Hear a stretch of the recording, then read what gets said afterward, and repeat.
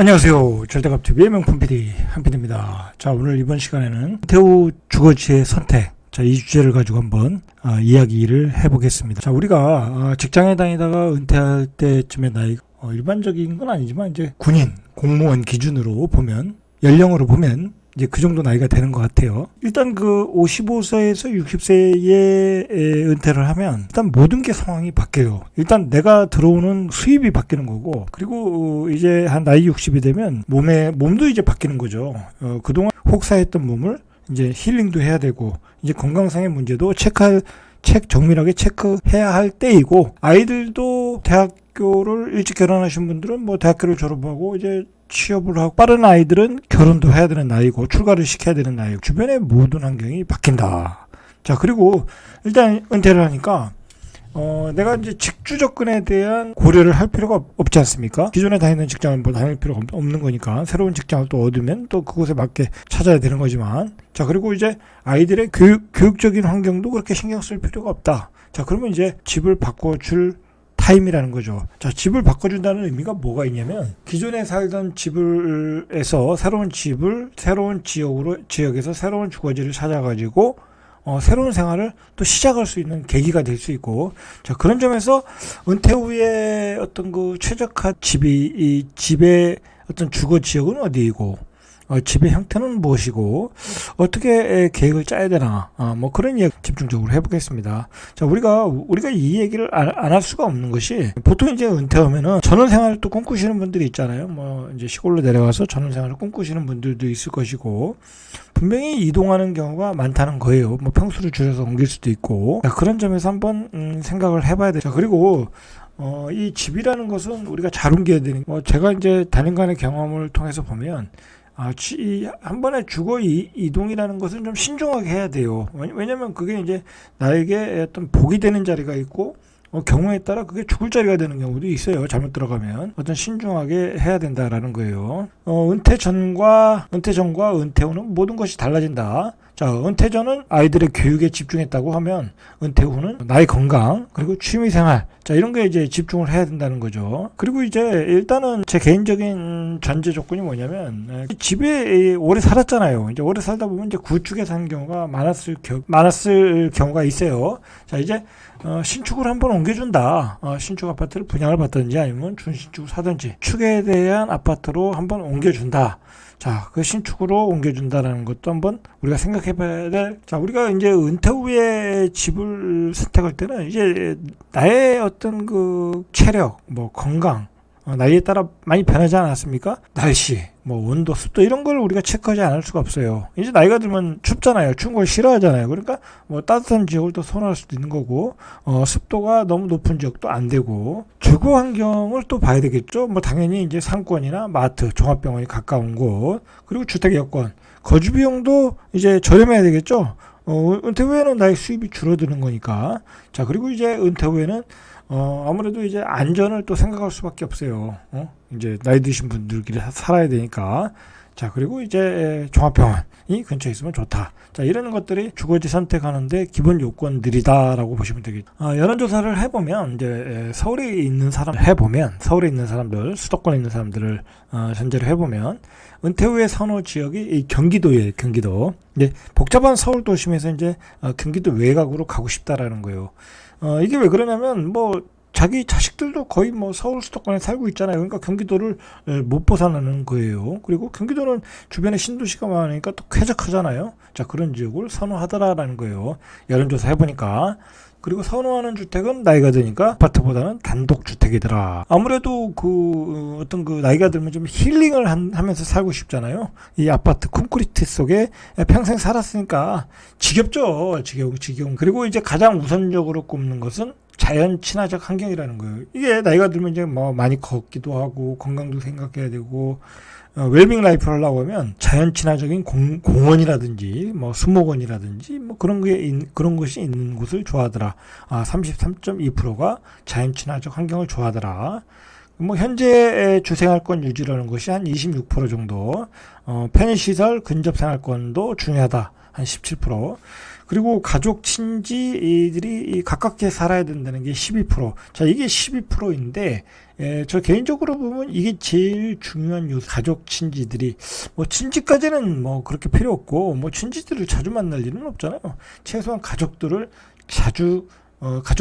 가까이 살아서 서로가 자주 만나고, 아니면 아들이 뭐 자식이 부모님을 케어할 수 있도록, 근접해 사는 것이 좋다. 자, 이게 이제 한 12% 나왔고요.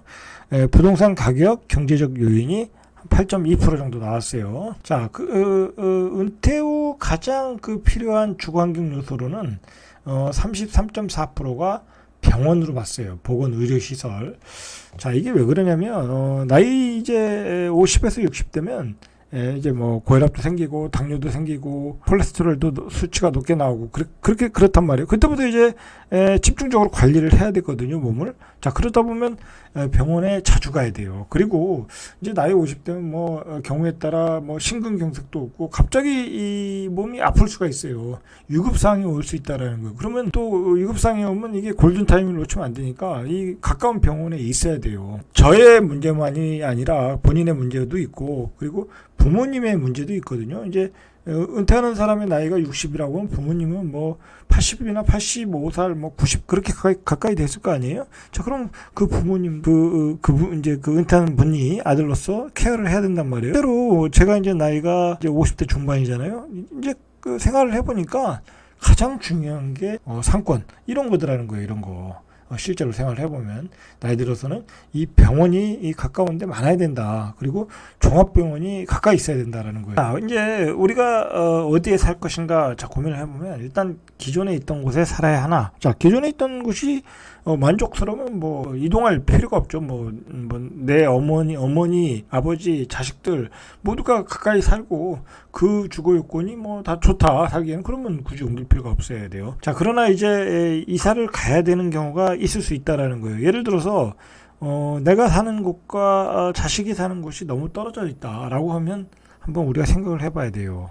예를 들어서 자식이 하나인데 또는 뭐 하나인데 예를 들어 뭐 둘이라고 해도 예를 들어 뭐 아들이 부산에 산다. 부산에 예를 들어 이제 부산에 자리를 잡고 아니면 뭐 대전에 산다. 아니면 세종에 산다. 자, 그러면 부모님 입장에서도 뭐 내가 굳이 서울에 살 필요가 없다 그러면 예를 들어 부산에 사는 자식 옆으로 갈 수도 있다라는 거예요. 왜냐면 뭐 서울보단 부산이 집값이 쌀 것이고 그리고 서울보단 부산이 따뜻하잖아요. 그리고 뭐 서울만큼 부산도 좋은 병원 많고 그런 것들을 고려를 해야 된다는 거예요.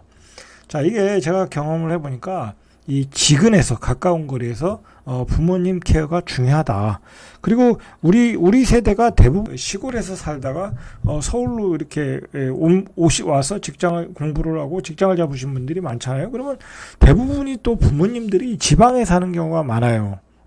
대부분이 그렇잖아요. 그래서 추석 때 내려가고 설날 내려가고 그러는 거 아니겠습니까? 이 서울 수도권에서 집중해서 살다 보니까 그러면 이게 부모님 케어도 또 안 돼요. 자, 그러면 그런 점도 고려를 해야 된다는 거예요. 이제 그러니까 제일 좋은 거는 아들, 어머니, 본인 그렇게 3대가 한 도시에 사는 게 제일 좋겠죠. 이 대한민국의 비극이 바로 그거예요. 부모님과 아들이 떨어져서 산다라는 게 비극이에요. 그러니까 설날에 우르르 내려가서 차가 막히고 그런 거 아니겠습니까? 예를 들어서 이 세종시 같은 경우에 세종시는 이 정주 여건이 좋잖아요. 예를 들어서 이제 공무원으로 근무하시는 분들이 세종에 이제 와서 살 거 아니에요? 그러면 이제 자식이 한 둘이 다 공무원이다. 그러면 부모님도 이 세종으로 이사를 오더라고요. 와서 손자 손녀도 봐주고 그리고 뭐 세종에 뭐 정주권이 좋다 보니까 아파트 하나 사가지고 살더라는 거예요. 그렇게 가까이서 제가 그런 걸 많이 봤어요. 자, 그런 그림들. 자, 그렇게 해서 어떤 이주하시는 분들이 많다라는 거예요. 우리가 은퇴 후에 나에게 필요한 정주 조건이 무언가라고 생각하면 일단 나의 활동 반경을 우리가 봐야 돼요. 나는 해외로 많이 다닌다라고 하면 뭐 예를 들어서 공항에 가까운 경기도 외곽 쪽에 살면 되겠죠. 뭐 예를 들어서 검단이라든지 아니면 청라지구라든지 아니면 송도, 뭐 백오 신도시 그런 인천 그런 주변에서 살면 되겠죠. 근데 나는 뭐 해외 여행보다는 국내 여행이 많다. 그러면 뭐 예를 들어서 내가 대전에 살아도 되고 세종에 살아도 되고 이 중간 지점 천안에 살아도 되고 자 그런 것들 자 행동 반경을 고려할 필요가 있다. 그리고 나는 병원에 자주 다녀야 된다. 몸이 허약해서 그러면 당연히 병원 앞에 살아야 되겠죠. 병원 앞에 사는 게 좋은 거예요, 사실은. 그리고 나는 취미 활동이 많아야 된다. 그러면 취미 활동을 많이 할 수 있는 생활 인프라를 갖춘 도시. 자, 그런 것들을 골라야 되는 거고. 그리고 자산 가치도 고려해야 된다. 그러면 조금 더 이제 앞으로 유명한 도시를 또 선택할 필요도 있겠죠. 자, 이런 순위들, 이런 조건들을 가지고 무엇이 우선 순위인가를 가지고 집을 선택하면 된다. 자, 제가 살다 보니까 가장 중요한 거는 나이가 들수록 역시 병원이에요. 왜냐면 아까도 말했듯이 이제 50대가 넘으면 이제 여러 가지 대사증후군들이 나오거든요. 배도 나오고 그러면서. 자, 그러면 이제 체계적인 관리를 해야 돼요. 제 개인적으로는 4개월, 5개월마다 계속 피 검사를 하거든요. 이 콜레스테롤 수치가 조금 높게 나와가지고 약을 먹어가면서 계속 검사를 하거든요. 그리고 이제 내시경 검사도 뭐 2년에 한 번씩, 장내시경, 그리고 위내시경은 1년에 한 번씩 꼭 하고, 이 가까운 거리의 병원 또는 가까운 거리의 어떤 종합병원에 자주 다니는 의사를 좀 지정을 해놨어요. 자주 다니는. 그래서 주치의가 되는 거죠, 그분들이. 자, 그래서 계속 그분들에게 체크를 받는 거예요. 그래서 좀 이상하다.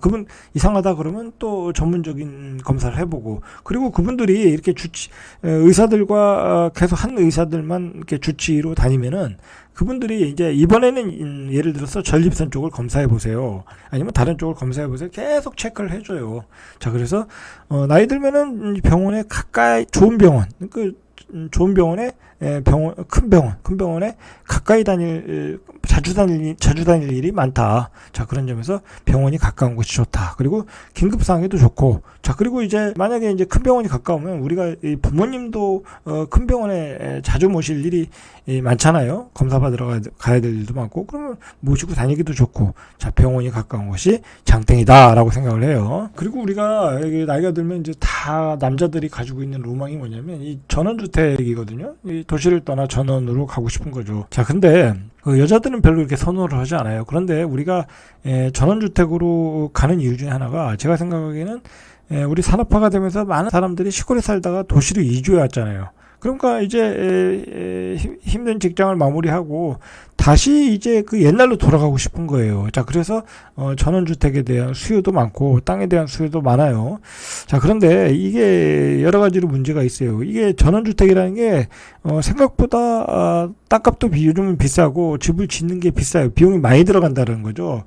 그런데 이게 전원주택에 살다 보면 이게 또 변수가 많아요. 여러 가지 변수가 생겨요. 예를 들어서 뭐 둘이 살다가 한 분이 돌아가실 수도 있고, 그리고 또 성격이 전화하다 보면 또 이게 나하고 안 맞는구나 하고 되돌아가는 경우가 많단 말이에요. 자, 그러면 이게 나중에 자기가 샀던 집을 처분하기가 어려워요. 이 몇 억씩이나 들었는데 그걸 처분하기 어렵고 다시 도시로 돌아갈 돈이 없고, 자, 그런 경우가 많다라는 거예요. 그러니까 전원주택의 대한 선택은 좀 굉장히 신중하게 해야 되고, 일단은 제가 추천드리는 건 뭐냐면, 가까운 도시에 살면서, 예를 들어서 가까운 거리에 어떤 토지를 조금 사가지고, 거기에 농사를 짓고, 밭일을 조금 하고, 거기다 농막을 짓고, 그렇게 하면서 하는 것도 괜찮다. 거기다 많은 돈을 투자해서 하는 것보다는, 자, 그런 것으로 전원생활을 만족해서 하는 게 좋다. 그리고 어차피 또 나이가 너무 많이 들면 한 5살 이상 80대면은 다시 또 도시로 돌아와야 되는 경우가, 이게 병원 갈 일이 많거든요. 자, 그렇기 때문에 결국은 또 다 돌아오더라는. 자, 이게 우리 세대, 그러니까 우리 세대 때는 시골에서 서울로 많이 올라갔잖아요. 자, 그러니까 다시 시골로 가고 싶은 마음이 있거든요. 자, 그러나 나중에 이제 지금 예전에 이제 서울에서 많이 태어난 애들이 있잖아요.